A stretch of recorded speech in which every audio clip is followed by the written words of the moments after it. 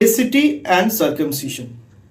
Circumcision আমরা জানি খুব কমন একটা সার্জারি এবং থ্যাঙ্কস টু আপনাদের যে আমাদের ভিডিওগুলো আমরা যারা ইউরোলজিস্ট বা অ্যান্ড্রোলজিস্ট যারা এই ভিডিও রেগুলারলি করছি ইউটিউবের মাধ্যমে আপনারাও সেটা দেখছেন এবং সেটাতে আপনারা বুঝছেন যে যাদের টাইট ফোর স্কিন তাদের জন্য সার্কামসিশন খুব জরুরি।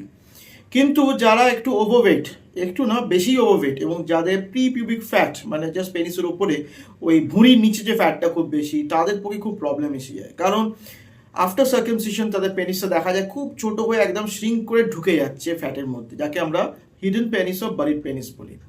এবং দেখুন এটা খুব একটা ইম্পর্টেন্ট ব্যাপার। ওবেসিটিতে কিন্তু দুটো কারণ খুব ইম্পর্টেন্ট। একটা হচ্ছে বিএক্সও বা ব্যালানাইটিকা জেরোটিকা অবলিটারেন্স বলে একটা রোগ হয় যেটা ইউরেথ্রাল স্ট্রিকচারও করে এবং টাইট ফাইমোসিসও করে। এটা খুব কমন। এবং সেকেন্ডারি ফাইমোসিস, প্রথম দিকে কোনো ফাইমোসিস ছিল না, পরবর্তীকালে ফাইমোসিস হয়েছে।